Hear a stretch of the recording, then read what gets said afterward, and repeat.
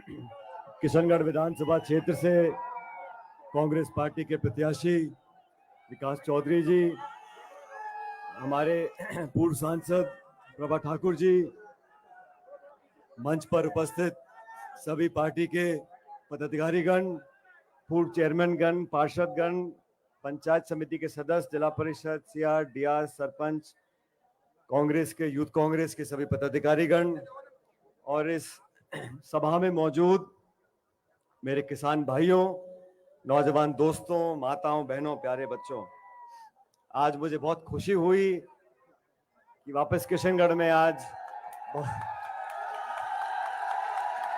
बहुत सारे नए पुराने चेहरों को देखकर, हमारे पुराने पत्रकार साथियों को देखकर और इस चुनावी कार्यक्रम में मैं आपके बीच में आया हूं अपनी पार्टी के लिए, अपने उम्मीदवार के लिए वोट मांगने।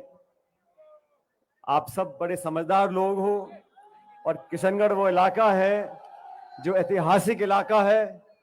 यहाँ के नौजवानों की ऊर्जा की कोई तुलना नहीं कर सकता, यहाँ के नौजवानों की सोच की कोई कल्पना नहीं कर सकता। आज 25 तारीख को आप सब लोगों को निर्णय करना है कि आने वाले 5 साल तक इस प्रदेश की क्या दिशा और क्या दशा होगी। आपको निर्णय करना है कि 5 साल का हमारा भविष्य किन लोगों के हाथ में हम देना चाहते हैं। उससे पहले विकास अपनी बात रख रहे थे और मैं सुन रहा था। इस देश में 10 साल से केंद्र में जो सरकार बीजेपी की है, उन्होंने देशवासियों को क्या क्या वरदान दिए हैं। उन्होंने हमारे किसानों के खिलाफ 3 काले कानून बनाए। 2 साल तक हजारों लाखों किसान दिल्ली की राजधानी में धरना देते रहे, सैकड़ों किसानों की मौत हो गई, तब जाके काले कानून वापस लिए। बीजेपी के साथियों से पूछना चाहता हूं, आप राजस्थान में शासन करने की मांग करते हैं, आपके पिछले कार्यकाल में आपने क्या क्या किया, जनता को दिखाओ। और 10 साल से आपकी जो सरकार दिल्ली में बैठी है, आपने महंगाई का क्या हाल किया। पेट्रोल डीजल देसी घी से महंगा हो गया, गैस का सिलेंडर 1100-1200 रुपए का बिक रहा है। अमीर गरीब की खाई लगातार बढ़ती जा रही है। इस देश में जो हवाई अड्डे थे, रेलवे था, बंदरगाह थे, खान की कोयले की खदानें थी, बिजली घर था, सब औने पौने दाम में 2-5 लोगों को बेच दिया। और बीजेपी की सरकार बोलती है कि हम देश के 80 करोड़ लोगों को सस्ता खाना देंगे। वो रेवड़ी नहीं है। और हम लोग बोले हम गरीब जनता को पेंशन देना चाहते हैं, छात्रवृत्ति देना चाहते हैं, तो कहते अब रेवड़ी बांट रहे हो। जनता का पैसा अगर हमारी माताओं बहनों की जेब में जाता है, अगर वृद्ध आयु में किसी बुजुर्ग को हम 1000-1500 रुपए पेंशन देते हैं, तो बीजेपी को बहुत खटकता है। वो लाखों करोड़ रुपए चंद उद्योगपतियों के माफ कर देते हैं, तब उन्हें कोई गिला शिकवा नहीं होता। लेकिन गरीब आदमी के, किसान के हाथ में 2 रुपए देने में उनकी आंखें लाल हो जाती हैं। मैं तो साथियों आपसे निवेदन करने आया हूं, राजस्थान में इस बार जैसे मौसम बदल रहा है, ऐसे रिवाज बदलेगा। 30 साल की जो परिपाटी चलती आ रही है वो टूटेगी और दोबारा कांग्रेस पार्टी की सरकार राजस्थान में बनने जा रही है। मैं मध्य प्रदेश होके आया, छत्तीसगढ़, तेलंगाना, सभी राज्यों में कांग्रेस की हवा है। और भाजपा को बताना चाहता हूं, कर्नाटक में आपने खूब प्रचार किया। जो मंत्री यहां मंडरा रहे हैं सारे, वो कर्नाटक में भी गए थे और कर्नाटक में कांग्रेस पार्टी जीती। हिमाचल प्रदेश में डबल इंजन करते थे, वो हिमाचल प्रदेश में एक इंजन सीज हो गया, कर्नाटक में एक इंजन सीज हो गया। आप 25 तारीख को हाथ का बटन दबा दो, हम दिल्ली वाला भी सीज करा देंगे अगले साल। देश में बदलाव हो रहा है, जनता बदलाव चाहती है, ऊब चुकी है उन घिसे पिटे भाषणों से। कांग्रेस वाले हम लोग बोलते हैं नौजवानों को ताकत देंगे, किसान को मजबूत करेंगे।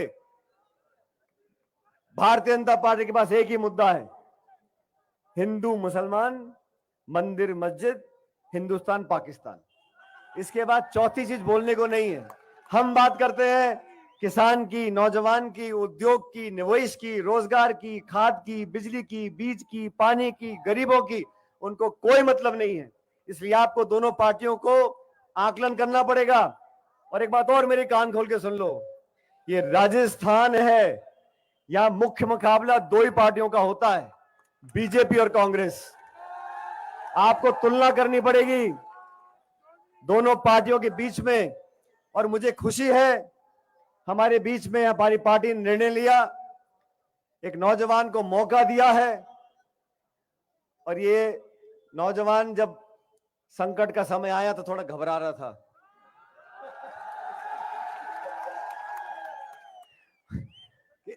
किशनगढ़ में फला बीजेपी का नेता आ रहा है, किशनगढ़ में फला बीजेपी का नेता आ रहा है, वो ये भाषण दे रहा है, वो ये कर रहा है। मैंने कहा तू चैन रख, शांति रख, कोई बात नहीं। मैंने कहा आप शांति रखो। मैंने कहा उन सबको आने दो, उन सबको भाषण देने दो, उन सबको अपनी बात रखने दो। सही समय आएगा, हम किशनगढ़ आएंगे। और मैं एक बात बोल रहा हूं, अगर आपको मेरी बात ठीक लगे तो दोनों हाथ खड़े कर बोलना ठीक लगी, ठीक है? भाजपा के नेता आए, भाषण दिए, चले गए। एक आए, दो आए, तीन आए, चार आए। मैंने कहा कितने भी आओ, 100 सुनार की और 1 लोहार की। और मैंने कहा था मैं आके अपनी पार्टी के लिए वोट मांग के जाऊंगा, क्योंकि सरकार कांग्रेस पार्टी की बन रही है। किशनगढ़ में, अजमेर में, जहां जहां कांग्रेस पार्टी ने उम्मीदवार दिए, हम लोग कांग्रेस के कार्यकर्ता हैं और हम लोगों ने कांग्रेस के लिए संघर्ष किया। आप सब लोग इस बात के गवाह हो। 2013 से 18 तक बीजेपी के पास 163 विधायक थे, 200 में से 163।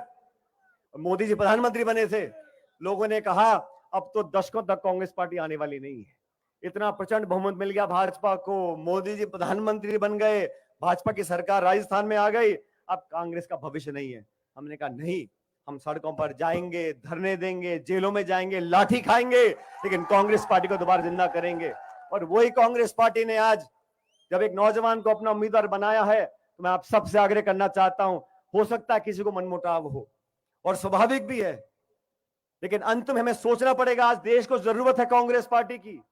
कांग्रेस पार्टी एक बेहतर विकल्प 2024 में बनने जा रही है, लेकिन कांग्रेस को मजबूत करने के लिए साथियों सरकार कांग्रेस पार्टी की बनानी जरूरी है। इसलिए पंजे के निशान पर मोहर लगानी है और कांग्रेस पार्टी के उम्मीदवारों को जिताना है।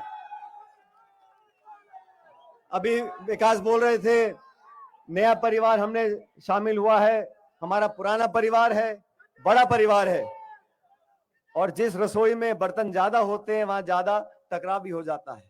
लेकिन हम सब संवेदनशील लोग हैं, हम प्रदेश, देश और किशनगढ़ का भला चाहते हैं। कांग्रेस पार्टी की सरकार बनने जा रही है, इसलिए मेरा आपसे भी निवेदन है, सारी बातें भूल जाओ, जाति, बिरादरी, गोत्र, धर्म, ये सारी बातें भूलो। कांग्रेस 36 कौमों की पार्टी है, सबको साथ लेकर चलती है। मुझे आप लोगों ने कई बार आशीर्वाद दिया और इस क्षेत्र से मेरा विशेष लगाव है। इस लोकसभा क्षेत्र में 8 विधानसभा आती हैं, लेकिन माफ करना सबसे ज्यादा काम मैंने किया है तो किशनगढ़ में किया है।